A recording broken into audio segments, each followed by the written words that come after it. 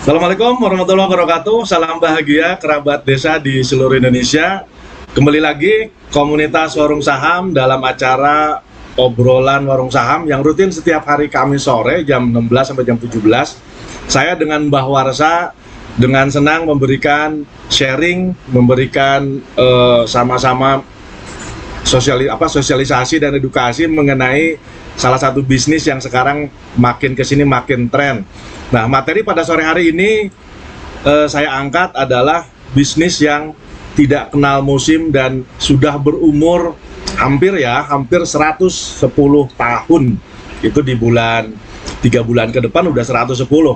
Nah, kalau kita perhatikan Bapak Ibu para pemirsa TV Desa di seluruh Indonesia, saat ini kompetisi baik bagi saudara-saudara yang melakukan pekerjaan maupun saudara-saudara kita yang melakukan bisnis atau dagang, itu makin kesini kompetisinya makin tinggi, makin ketat.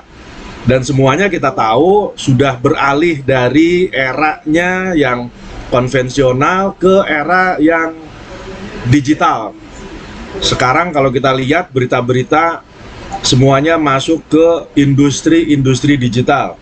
Perbankan masuk ke industrinya digital, kemudian insuran, kemudian banyak bisnis-bisnis baik retail maupun non-retail itu sekarang masuk ke eranya digitalisasi.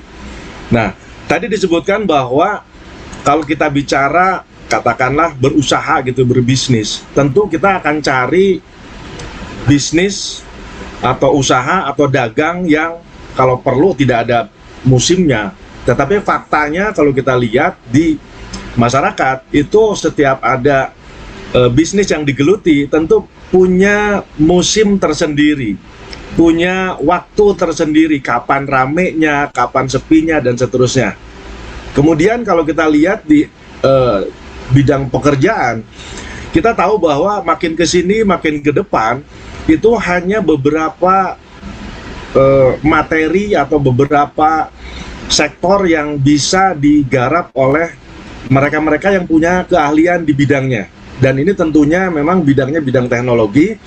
Kita lihat contohnya seperti web developer, kemudian yang berbau-bau teknologi, itu ke depan memang masih makin dibutuhkan. Nah, di sisi lain, SDM kita ini secara data atau faktanya itu memang selalu terbelakang dibandingkan dengan negara-negara maju. Dan sekarang dengan era teknologi seperti ini, banyak perusahaan-perusahaan, banyak tenaga-tenaga kerja asing yang datang ke Indonesia untuk turut berkompetisi di dalam melakukan pekerjaan ataupun dalam bisnis. Nah, sehingga lambat laun orang Indonesianya, kitanya bukan lagi menjadi tuan rumah di negeri sendiri, tetapi malah pelan-pelan sedikit demi sedikit tersingkirkan. Kenapa? Karena kita tidak melakukan yang namanya upgrade, kemudian update mengenai keilmuan, mengenai wawasan dan seterusnya. Nah, kembali kepada topik kita bahwa ada satu bisnis yang tidak kenal musim dan ini sudah berlangsung lama, yaitu di bisnis saham. Jadi kalau kita perhatikan di Indonesia ini, bisnis saham itu dimulai dari zaman kolonial Belanda tahun 1912. Dimulai dengan perdagangan waktu itu oleh penjajah Belanda, VOC. Mereka mengambil hasil-hasil bumi, kemudian mereka dagang, mereka perdagangkan baik secara domestik maupun global, dan lambat laun mereka tumbuh menjadi perusahaan-perusahaan yang akhirnya memperjualbelikan semacam obligasi, saham, dan seterusnya. Itu adalah cikal bakal. Kita tahu bahwa cikal bakalnya saham sendiri di dunia itu diawali di tahun 1600-an di Eropa, kemudian 1700-an di Amerika, dan baru masuk ke Asia, terutama di Indonesia itu tahun 1912 tepatnya. Tetapi memang dengan berjalannya waktu terpotong oleh dua kejadian besar, yaitu Perang Dunia I dan Perang Dunia II, sehingga sempat berhenti mengenai perdagangan saham atau pasar modal di Indonesia dan mulai bangkit lagi tahun 80-an.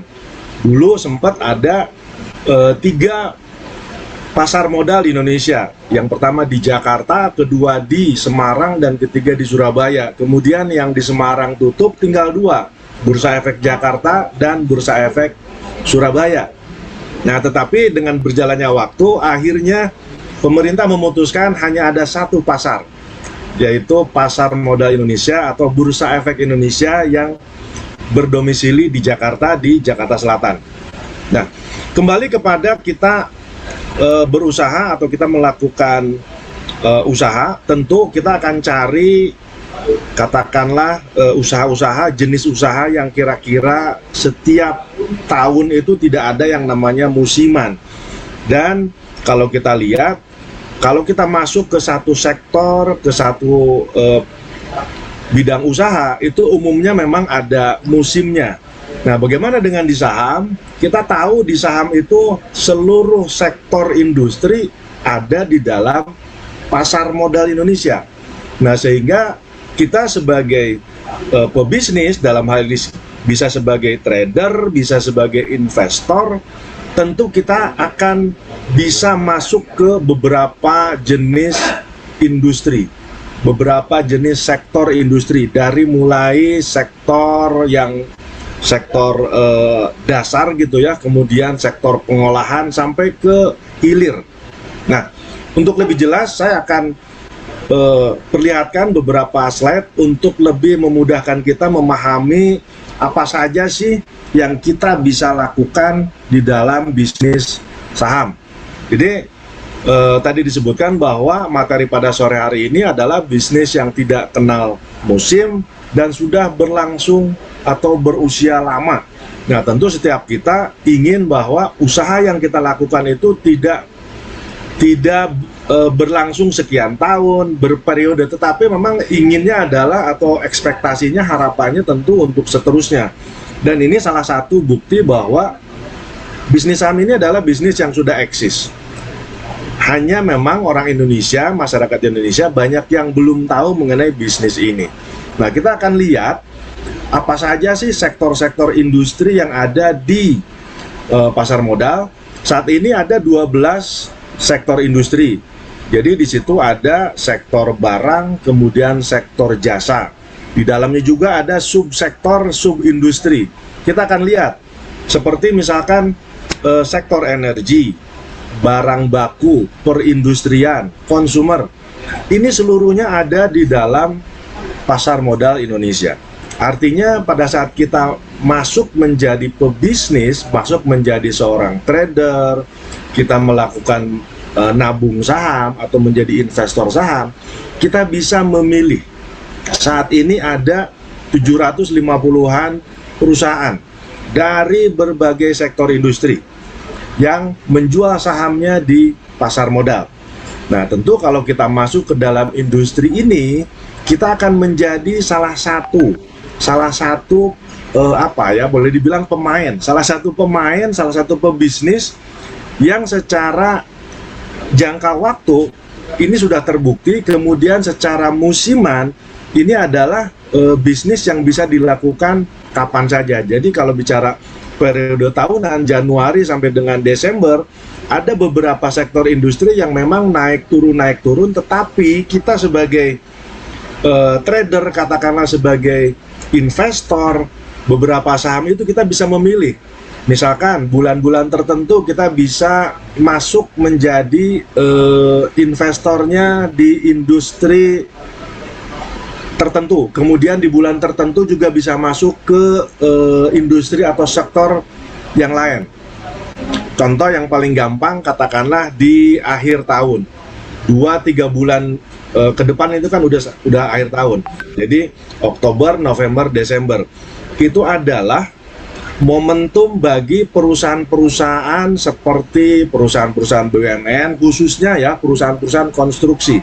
Itu mereka melakukan yang namanya, salah satunya melakukan window dressing. Window dressing itu mempercantik laporan keuangan. Kenapa dipercantik? Ya tentu harus ada laporan yang harus disampaikan setiap tahun kepada para pemegang saham.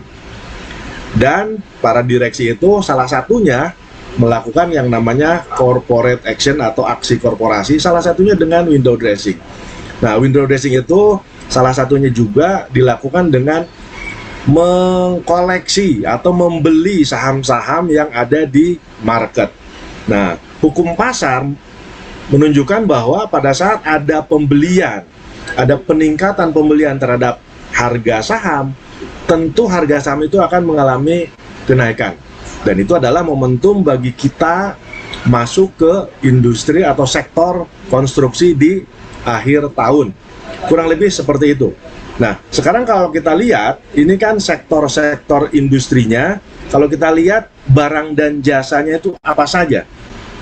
Sebenarnya di sekeliling kita ya, kalau Bapak Ibu para pemirsa TV Desa perhatikan, barang dan jasa yang sering kita gunakan sehari-hari itu adalah barang dan jasa yang produknya itu diproduksi oleh perusahaan-perusahaan yang menjual sahamnya di pasar modal.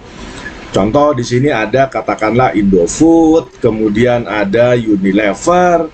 Perbankan kita sama-sama sudah tahu semua, di situ ada Bank Mandiri, ada BCA, kemudian provider, ada yang namanya Indosat, ada Simpati, dan semua barang-barang yang pada dasarnya kita setiap hari itu sering pergunakan. Minimal kita tahu, oh ada barang ini, ada barang ini. Kemudian kita juga lihat, katakanlah produk-produk Astra Internasional, baik itu sepeda motor, kemudian kendaraan roda 4 atau mobil. Sebagian juga yang namanya mobil masuk yang namanya jalan tol. Itu juga jalan tol dikelola oleh salah satu perusahaan yang sahamnya dijual di pasar modal. Kita tahu Alfamart, kita tahu Matahari, kita tahu S Hardware. Saat ini kita lagi rame-ramenya yang namanya vaksin. Di situ ada perusahaan-perusahaan farmasi, ada Kalbe, ada Kimia Farma, kemudian ada perusahaan nasional yang sudah bertahan lama, katakanlah Sido muncul. Nah, jadi sebenarnya barang dan jasa yang ada di sekitar kita ini adalah produksi dari perusahaan-perusahaan yang sahamnya dijual atau diperdagangkan di pasar modal.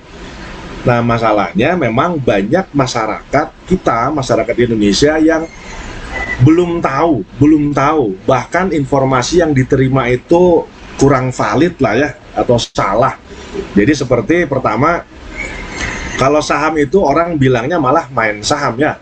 Main saham itu adalah judi, main saham itu adalah gambling, main saham itu adalah susah, hanya untuk orang-orang pintar, harus untuk orang yang punya uang. Yang selama ini masuk ke telinga kita.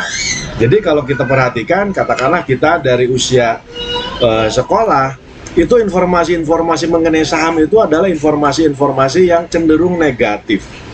Nah, di situ kita para praktisi, salah satunya kami dari komunitas Warung Saham, itu terus melakukan sosialisasi, terus melakukan edukasi kepada seluruh masyarakat dengan berbagai cara. Salah satunya melalui kerjasama dengan channelnya TV Desa. Nah, semoga dengan adanya sosialisasi dan edukasi mengenai saham ini, bisnis saham ini, kemudian bagaimana cara melakukannya, bagaimana dari sisi keamanannya, karena ini berkaitan dengan instrumen keuangan. Jadi perlu saya sampaikan bahwa di bisnis saham ini merupakan bisnis yang pertama sudah dilindungi oleh undang-undang. Jadi ada undang-undangnya mengenai pasar modal. Yang kedua, karena ini merupakan instrumen keuangan, tentu pemerintah dalam hal ini Otoritas Jasa Keuangan juga sudah memberikan izin. Jadi sudah ada pengawasan, sudah ada izin dari OJK. Yang ketiga, yang lebih penting, dana kita ini dikelola di rekening kita sendiri. Jadi Bapak Ibu para pemirsa TV Desa mungkin ya sering dengar bahwa ada bisnis-bisnis yang dikelola oleh pihak ketiga. Misalkan kita membeli paket apa, yang mengelola intinya adalah orang lain. Itu kan dari sisi keamanannya itu kurang aman. Kemudian yang selanjutnya banyak juga informasi yang salah selama ini ke masyarakat bahwa bisnis saham itu atau bermain saham itu adalah judi, artinya kan haram.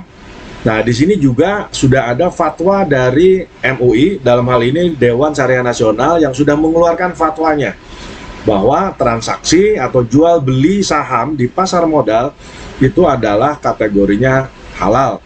Dan sekarang Bursa Efek Indonesia malah membuat satu indeks khusus untuk saham-saham yang kategorinya syariah atau syar'i.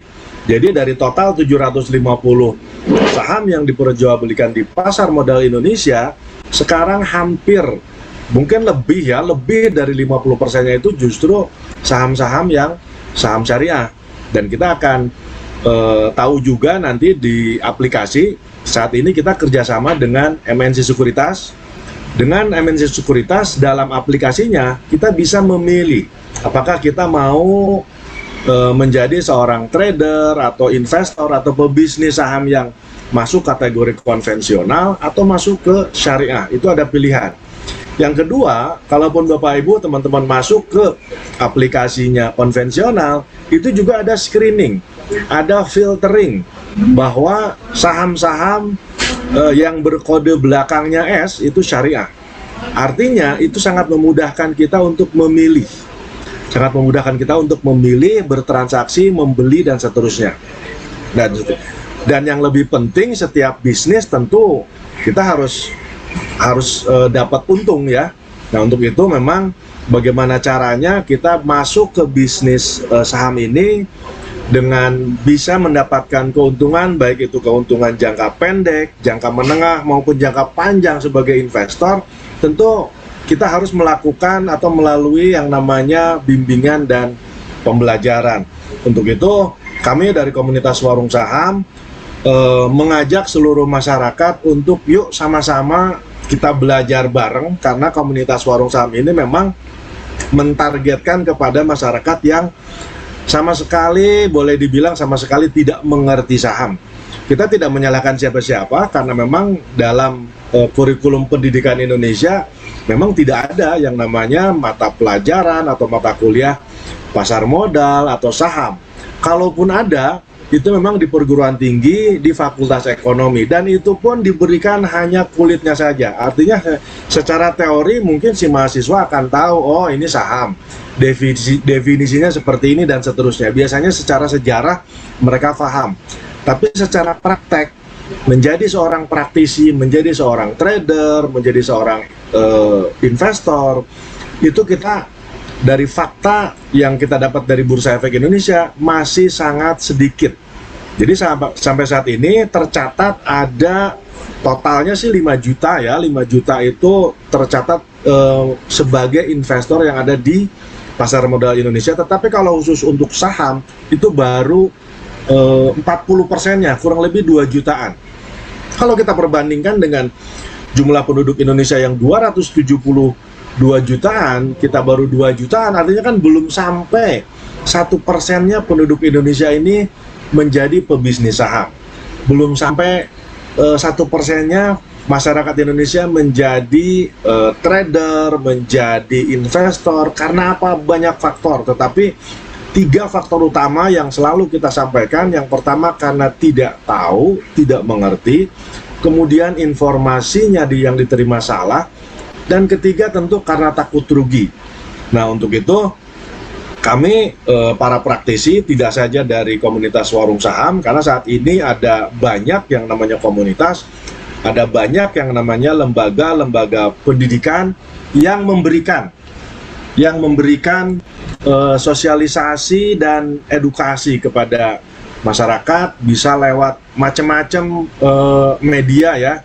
Ada yang lewat media sosial, ada yang lewat media cetak, ada yang membuat komunitas seperti kita. Tapi intinya adalah kita sama-sama mensupport program pemerintah dalam rangka memberikan informasi yang benar, memberikan sosialisasi, edukasi yang benar kepada seluruh masyarakat Indonesia tentang bisnis ini. Jadi balik lagi kepada materi kita pada sore hari ini, saham ini adalah saham yang bisa dilakukan tanpa kenal musim. Kedua, memang usianya sudah sangat tua. Artinya, kalau kita masuk ke dalam satu bisnis atau satu investasi, tentu kita harus tahu persis ini bisnis kira-kira berlangsung lama atau tidak. Ini bisnis kira-kira bisa kita pahami dengan mudah atau tidak. Kemudian bisnis ini kalau kita jalanin, kita tekunin, kita masuk ke bisnis tersebut, apakah bisa katakanlah diwariskan kepada anak cucu keturunan kita. Nah, di bisnis saham ini memang bisnis yang pertama sangat mudah dilakukan, kemudian bisa dilakukan oleh siapa saja tanpa mengenal latar belakang pendidikan, tanpa mengenal latar belakang pekerjaan, dan bisa dilakukan berdampingan dengan yang sekarang dilakukan. Jadi banyak dari membernya Warung Saham itu berprofesi sebagai dokter banyak, sebagai pedagang banyak, sebagai orang karyawan kantoran banyak, sebagai pelaut di Korea Selatan juga banyak, sebagai BMI atau TKI di luar negeri juga banyak. Saat ini tercatat membernya Warsa itu ada di 12 negara. Mereka adalah orang-orang Indonesia yang bekerja di 12 negara tersebut, dan mereka karena seringnya dapat informasi yang benar di negara dia kerja, akhirnya dia masuk sebagai pebisnis. Awalnya sebagai penabung karena memang ketidakmengertian mengenai bisnis ini. Jadi awalnya hanya menabung. Lama-lama karena pembelajaran, bimbingan dari kami, dari komunitas Warsa, pelan-pelan mereka juga melakukan transaksi atau trading untuk mendapatkan keuntungan, bisa keuntungan harian, jangka pendek, keuntungan mingguan, dan seterusnya. Tetapi memang poin secara jangka panjangnya, bisnis ini bisa dilakukan secara jangka panjang. Ada yang sekarang melakukannya setelah 20 tahun yang lalu, dari 20 tahun yang lalu, dari 30 tahun yang lalu, dan itu memang hasilnya sangat luar biasa. Nah, jadi tidak bosan-bosannya kami dari komunitas Warung Saham memberikan informasi mengenai bisnis ini. Jadi di bisnis Warung Saham ini kalau kita bagi dua itu memang ada keuntungan jangka pendek, kemudian jangka pendek menengah lah ya, jadi hitungannya bisa mingguan, bulanan, dan yang kedua adalah keuntungan jangka panjang. Bedanya apa? Jadi kalau kita katakanlah tidak mau repot, tidak mau ribet, hanya menabung saham, membeli saham, itu kategorinya investor, itu keuntungannya, benefitnya akan dirasakan memang setelah katakanlah 3 tahun, 5 tahun, 10 tahun yang akan datang. Apa sih yang didapat kalau kita menjadi penabung, menjadi investor di pasar modal, membeli sahamnya perusahaan-perusahaan besar? Yang pertama, kita dapat yang namanya dividen. Dividen adalah pembagian laba perusahaan kepada setiap pemegang saham, setiap investor. Perhitungannya dari jumlah lembar saham yang kita miliki, yang kita beli. Kemudian kita juga dapat benefit yang disebut dengan capital gain. Jadi dengan kinerja perusahaan yang makin hari makin bagus, umumnya harga sahamnya itu meningkat. Misalkan kita beli di harga 1.000, setelah sekian tahun menjadi 3.000. Nah, selisih yang 2.000 itu disebut dengan capital gain. Memang di dalam bisnis saham ini banyak literasi berbahasa Inggris, karena memang ini impor lah ya, bisnis impor dari yang tadi saya bilang, pertama di Eropa, kedua di Amerika, masuk ke Indonesia. Jadi literasinya, istilah-istilahnya masih banyak menggunakan istilah-istilah asing. Kemudian benefit yang selanjutnya kita juga akan dapat yang namanya stock split. Nah, tentu pada saat Bapak Ibu, teman-teman semua menjadi membernya Warsa, semua benefit-benefit baik jangka pendek, jangka menengah, jangka panjang, itu akan kita berikan informasi sejelas-jelasnya, sedetail-detailnya. Dan yang lebih penting, karena memang saat ini kita tahu bahwa banyak saudara-saudara kita yang katakanlah yang bekerja sudah tidak bekerja, yang berdagang juga sudah sebagian tutup. Artinya mereka ini atau kita ini membutuhkan yang namanya dapur terus ngebul. Itu kan tidak bisa investasi jangka panjang. Kita menabung untuk katakanlah 3 tahun, 5 tahun ke depan. Tetapi kan setiap bulan kita tahu bahwa kita ada biaya-biaya yang harus kita keluarkan dan biaya itu terus meningkat. Nah, salah satu untuk bisa kita recovery dari sisi income bulanan, katakanlah, kita juga akan ajarkan yang namanya trading untuk jangka pendek. Bisa dilakukan harian, mingguan, bahkan bulanan. Dan secara bulanan, kita banyak testimoni yang diberikan oleh member-membernya Warsa. Setiap bulan mereka sudah mulai mendapatkan hasil atau keuntungan. Dan selalu kita sampaikan bahwa karena sebagian besar membernya Warsa adalah pemula, jadi dilakukan pelan-pelan. Dilakukan dari nominal yang kecil, dilakukan dari jumlah saham yang kecil, katakanlah 1 lot. Kemudian juga dilakukan atau dibelikan kepada saham-saham yang cukup aman. Apa sih kategori cukup aman, dan seterusnya. Tentu pada saat teman-teman para pemirsa TV Desa menjadi membernya Warsa akan kita bahas secara detail. Dan kita memberikan secara terus-menerus. Jadi yang namanya bimbingan dan pelajaran ini tidak sekali 2 kali. Kita punya visi misi itu setiap membernya Warsa wajib bisa menjadi seorang trader, wajib bisa menjadi seorang investor. Sehingga kita harapkan bahwa tidak saja kita dari katakanlah timnya Warsa ya untuk memberikan sosialisasi dan edukasi, tetapi juga apabila seluruh member Warsa mendapat keilmuan, mendapat bimbingan dan pelatihan sehingga paham, tentu diharapkan teman-teman ini akan menjadi penerus untuk memberikan informasi ke masyarakat, minimal kepada orang-orang terdekat kita, teman-teman kita, tetangga kita, saudara-saudara kita.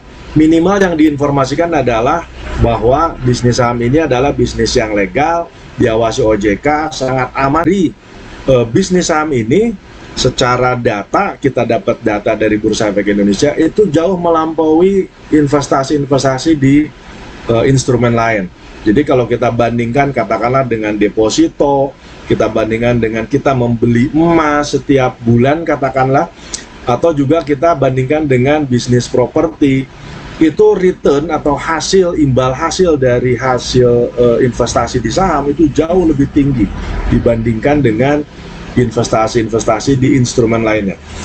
Bapak Ibu, teman-teman para pemirsa TV Desa, makin lama makin banyak juga yang akan kita sharing, akan kita informasikan kepada para pemirsa TV Desa. Tetapi kita akan jeda dulu, kita akan saksikan beberapa iklan yang berikut ini. Assalamualaikum warahmatullahi wabarakatuh. Saya mengajak kepada seluruh warga masyarakat Indonesia, dimanapun Anda berada, para kepala desa, dan desa, tokoh agama, tokoh masyarakat, siapapun, saya mengajak untuk menyaksikan berbagai informasi yang terkait dengan Kementerian Desa, terkait dengan perkembangan desa, terkait dengan dinamika yang ada di desa melalui TV Desa.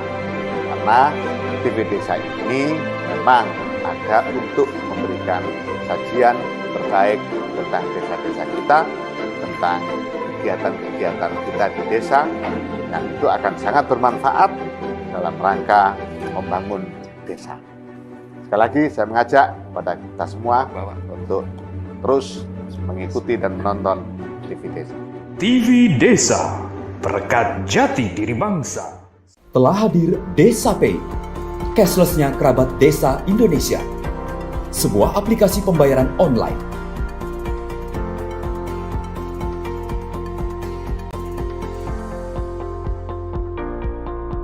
Di Desa Pay, kita akan mendapatkan update berita desa dari TV Desa.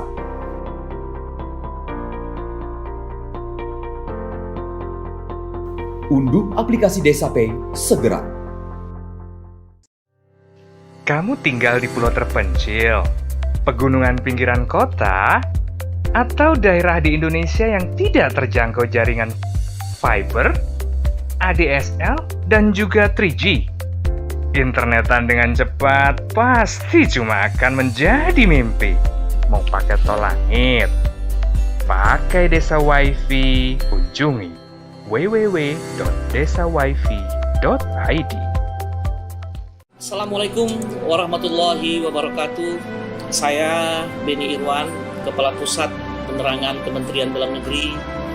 Pada kesempatan yang baik ini mengajak kita semua, para kerabat desa, aparatur pemerintah desa, tokoh masyarakat, aparatur pemerintah supradesa baik di tingkat kabupaten, kecamatan, dan provinsi, serta pemerhati desa lainnya, untuk senantiasa bersama-sama kita menyaksikan dan mengikuti tayangan-tayangan edukatif dan inspiratif tentang potensi, tentang permasalahan, inovasi, perkembangan dan prestasi desa-desa di Indonesia yang disajikan atau ditayangkan oleh TV Desa. Sekian dan terima kasih. Assalamualaikum warahmatullahi wabarakatuh. TV Desa, perekat jati diri bangsa. Assalamualaikum warahmatullahi wabarakatuh. Kalau kita melihat perkembangan terakhir ini, ada banyak sekali perspektif yang menarik dari TV Desa. Ini adalah TV yang menurut saya memberikan manfaat besar bagi penyelenggaraan birokrasi di Indonesia, penyelenggaraan pemerintahan desa di seluruh Indonesia. Karena yang ditampilkan adalah realitas yang betul-betul terjadi. Yang ada di TV Desa adalah gambaran-gambaran bagaimana masyarakat kita, bagaimana pemerintahan kita, dan di sini ditampakkan progres-progresnya. Saya sendiri merasakan banyak mendapatkan manfaat. Saya adalah salah satu penikmat, penonton, pemerhati TV Desa. Jadi rekan-rekan semua, mari tonton TV Desa, ikuti TV Desa, jangan pernah bosan. Ini inspirasinya banyak. Terima kasih TV Desa, terima kasih kerabat desa. Assalamualaikum warahmatullahi wabarakatuh. TV Desa, perekat jati diri bangsa. Baik, kembali lagi para pemirsa TV Desa. Sebelum kita lanjut mengenai materi pada sore hari ini, saya akan lihat dulu yang masuk, yang ikut hadir di dalam YouTube channelnya TV Desa. Terima kasih kepada Pak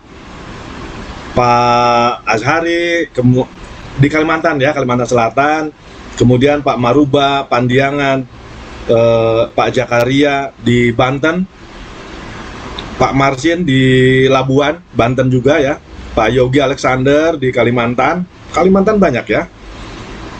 Kemudian Garden Farm Bangkalan Jawa Timur.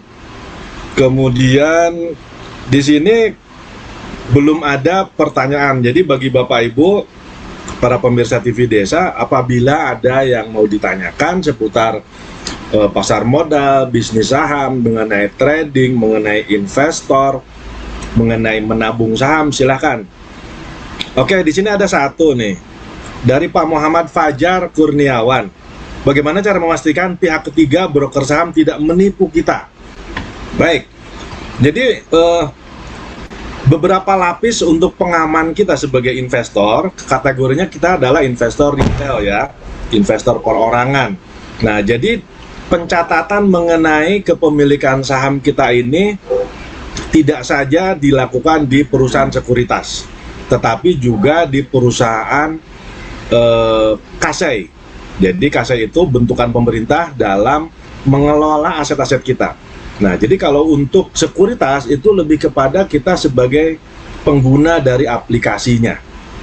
Jadi saat ini ada 109 perusahaan sekuritas yang juga pasti memiliki aplikasi untuk menjadi platform jual beli transaksi di pasar modal.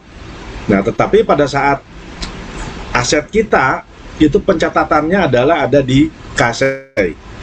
Jadi kalau ditanya bagaimana cara memastikan pihak ketiga broker. Nah, salah satu yang kita lihat juga adalah dari 109 perusahaan sekuritas itu tentu akan kita lihat kinerja tahunannya, dan itu memang dalam hal ini Bursa Efek Indonesia memberikan rating lah, kalau boleh dibilang rating, bahwa yang masuk kategori 10 besar adalah perusahaan-perusahaan sekuritas ini. Kategorinya macam-macam, apakah itu lihat dari asetnya, kemudian dari kinerjanya, dan seterusnya. Dan MNC ini masuk kategori nomor 5. Jadi artinya 5 besar dari 99 perusahaan sekuritas. Dan yang saat ini satu fitur di aplikasi MNC itu ada namanya voice comment. Jadi misalkan kita mau membeli saham, kita cuman bilang ke aplikasi kita lewat voice comment. Saya beli sahamnya Antam 2 lot, harganya Rp1.000 misalkan. Nah, dia akan mengeksekusi voice kita. Dan ini baru satu-satunya yang ada di Indonesia ya. Dari 99 perusahaan sekuritas, aplikasi dengan fitur voice comment ini baru ada di MNC. Kemudian dari Pak Agung Nugraha. Selamat sore Pak Agung. Pak Agung tapi nggak menyebutkan ya di kota mana. Izin bertanya Pak, apa perbedaan investasi dan trading? Dan lebih bagus mana investasi dan trading? Sebenarnya dua-duanya kategorinya trading. Trading bahasa Indonesianya dagang. Nah, dagang ini ada dagang yang dijual lagi dengan periode yang cepat. Orang mengkategorikannya trading. Tetapi ada juga kita beli barang, tapi untuk dijualnya itu nanti setelah 3 tahun, 5 tahun, kan sama-sama dagang, sama-sama trading. Jadi kalau di showroom itu, kalau jual belinya cepat, katakanlah mobilnya mobil yang Avanza gitu ya, beli sekarang, jual bulan depan, itu kan showroom yang memang untuk mendapatkan keuntungan jangka pendek. Tetapi ada juga orang-orang yang belinya katakanlah mobil antik, beli sekarang tapi dijualnya nanti karena ini punya nilai sejarah dan seterusnya. Jadi masuk kategorinya investasi. Apa perbedaan investasi dan trading? Jadi dua-duanya kategorinya trading. Yang pertama disebut trading itu karena dijualnya lebih cepat. Kategori lebih cepat itu di bawah 1 tahun. Ada yang sehari, ada yang 2 hari, ada yang seminggu, ada yang 1 bulan. Itu kategorinya trading. Dan nanti juga akan dikelompokkan. Ada yang disebut dengan one day trade. Jadi one day trade adalah beli sekarang, jualnya sekarang. Jadi beli pagi, jual siang, beli pagi, jual sore, atau jual siang, jual sore, atau juga beli sore, jual besok pagi. Itu kategorinya masih one day trade. Ada juga swing. Swing itu hitungannya beberapa hari sampai minggu. Misalkan saya belinya sekarang, karena kita melihat potensinya akan naik terus, jadi didiemin selama katakanlah beberapa hari. Kita akan jual setelah minimal katakanlah saya mau mencapai profit di 10% atau 15%. Bisa jadi dia seminggu, 2 minggu, atau sebulan. Tetapi target profit akan tercapai. Itu kategorinya swing. Kemudian juga ada kategorinya position. Ini hanya penamaan saja ya. Position itu lebih panjang lagi. Bisa 3 bulan, 6 bulan, 9 bulan. Balik lagi, karena kita melihat kinerja perusahaannya bagus dan dia akan bertumbuh, kalaupun 9 bulan biarin aja. Ya, contoh yang paling mudah adalah orang-orang sebagai investor pada dasarnya. Dalam hal ini kalau kita bisa katakan, Bapak investor Indonesia kan Pak Lo Keng Hong. Dia akan melihat tidak untuk trading jangka pendek, dia akan melihat jangka panjang. Nah, jadi trading itu lebih ke jangka pendek, beli jual. Biasanya untuk mendapatkan profit bulanan lah. Tapi kalau investasi, nabung saham, kita beli sekarang, biasanya nabung itu kan nyicil ya, setiap bulan kita beli. Hasilnya kapan? Hasilnya minimalnya itu tahun depan, 1 tahun. Kenapa? Kita udah dapat yang namanya dividen, dapat yang namanya capital gain, kenaikan. Kita juga dapat stock split dan dapat undangan rapat umum pemegang saham. Dan bagi investor-investor yang kategorinya profesional, mereka borong, mereka kan punya analisa fundamental namanya. Dan kita juga akan ajarkan kepada seluruh member kita bagaimana cara melihat fundamental perusahaan, kinerja perusahaan. Nah, biasanya kalau profesional investor, mereka borong di saat-saat momen tertentu untuk dia jual. Sebenarnya sih bukan dijual kembali, malah di-keep sama dia. Jadi ada contoh lah yang namanya Lo Keng Hong itu sampai sekarang masih pegang ya, sahamnya BCA selama 30 tahun. Selama 30 tahun artinya setiap tahun itu Pak Lo Keng Hong hanya dapat dividen. Tapi kalau kategori profesional, dividen tahunnya udah ratusan miliar. Lebih bagus mana investasi dan trading? Dua-duanya bagus. Jadi ada keuntungan bagi trader jangka pendek yang tadi saya bilang. Kalau trading jangka pendek kita mengharapkan keuntungan harian, mingguan, bulanan. Tapi kalau untuk jangka panjang tentu kita berpikiran bisnis ini tidak untuk diri kita sendiri. Kita punya anak keturunan, gimana caranya bisnis ini bisa diwariskan.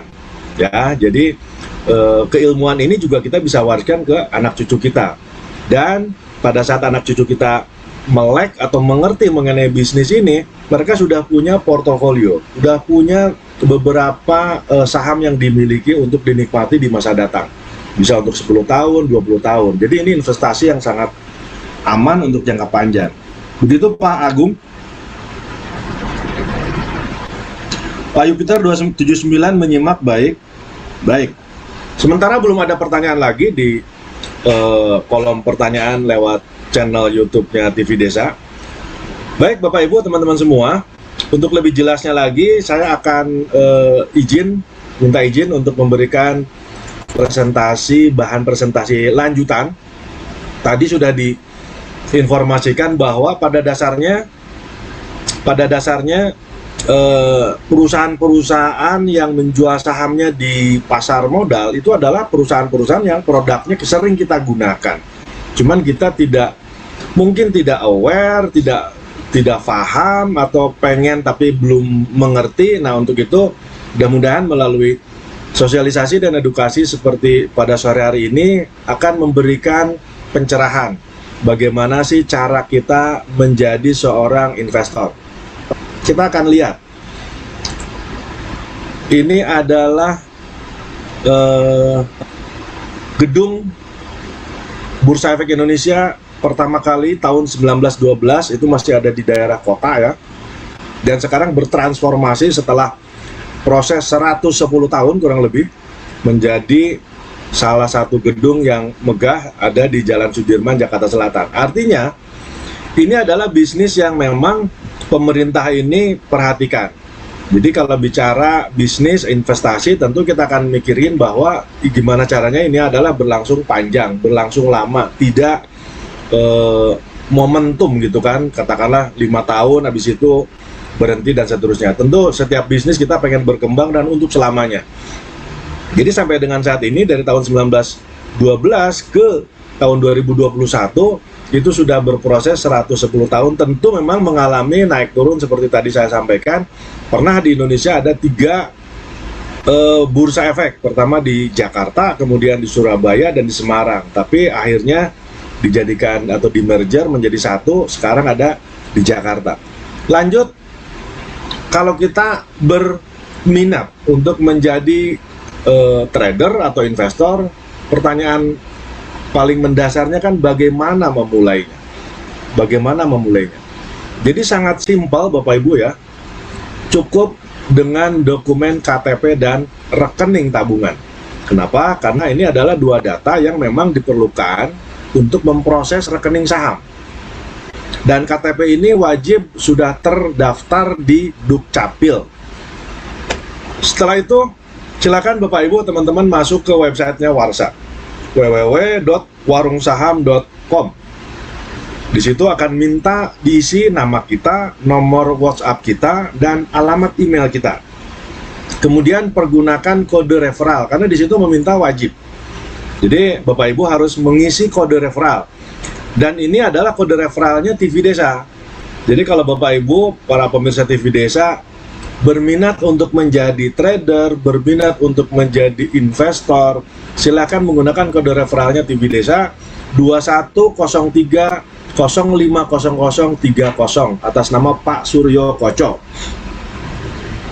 Selanjutnya, Bapak Ibu akan dikirimi lewat email. Apa yang dikirim? Itu rekening saham atau RDN, rekening dana nasabah.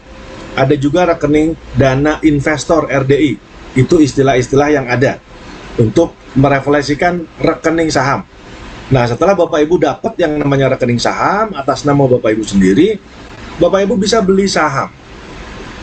Jadi tadi ada 750-an perusahaan yang jual sahamnya di pasar modal. Tentu bagi sebagian besar masyarakat kan tidak mengerti ini perusahaan-perusahaan yang mana yang mesti saya beli, bagaimana cara belinya.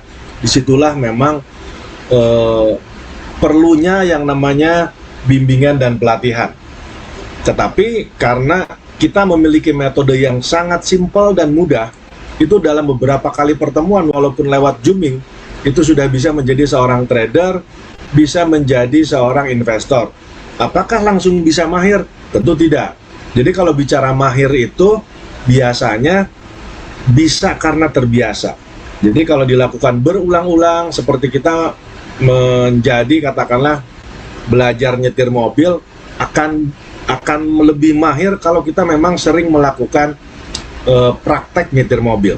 Nah, begitupun di bisnis saham, baik itu sebagai seorang trader maupun investor, lama-lama akan terasah dan menjadi lebih mahir. Kemudian kalau ditanya lagi, karena untuk menjadi membernya Warsa, untuk menjadi keluarga besarnya di Warsa itu memang berbayar 1 juta untuk sekali seumur hidup. Benefitnya apa saja sih kalau di Warsa itu? Mungkin kurang lebih sama ya, kalau bicara benefit sebagai trader, sebagai investor, bedanya mungkin di biaya. Jadi yang kita tahu memang di Warsa ini paling murah sekarang, hanya 1 juta sekali bayar. Kita akan berikan mengenai dasar-dasarnya saham, dasar-dasarnya pasar modal. Jadi definisi pasar modal, definisi saham, manfaat saham, cara memulainya bagaimana. Kemudian kita juga sampaikan apa sih komunitas bisnis saham ini atau warung saham ini.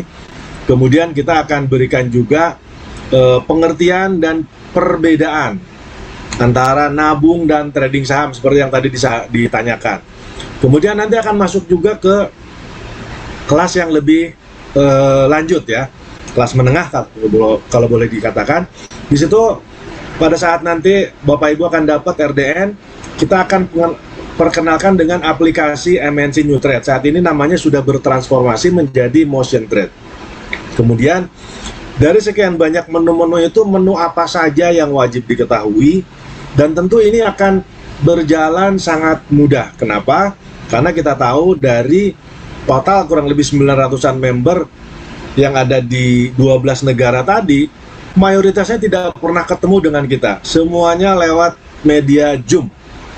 Dan hanya 2-3 kali pertemuan yang penting serius mengikuti Zoom, semuanya sudah pada bisa. Minimal bisa bagaimana cara membeli, bagaimana cara menjual, apa itu portofolio, bagaimana mengelola keuangan atau money management, dan seterusnya.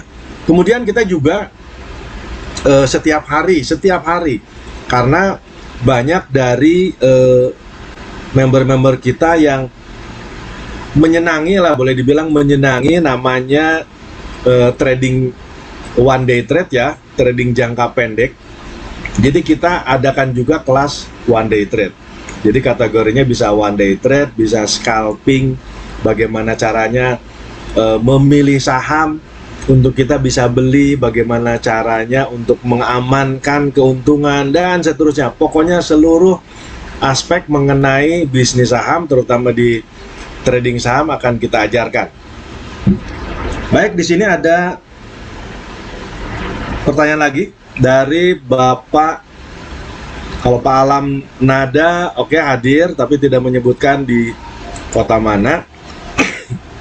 Di sini ada Pak Andi Alfia, Kecamatan Banggai Timur, Kabupaten Majene, Sulawesi ya Pak ya. Baik, salam buat teman-teman, buat keluarga di sana Pak Andi ya. Kemudian ada Pak Gusyon Nganjuk, nah mungkin Nganjuk Jawa Timur ini ya. Mohon izin bertanya. Mohon maaf.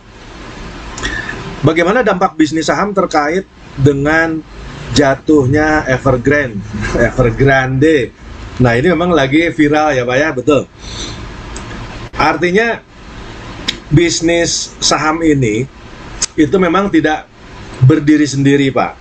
Jadi bisnis saham ini walaupun yang diperjualbelikan adalah perusahaan-perusahaan yang ada di Indonesia, perusahaan-perusahaan nasional, tetapi memang karena konektivitas dengan luar negeri itu sudah tidak bisa dipungkiri,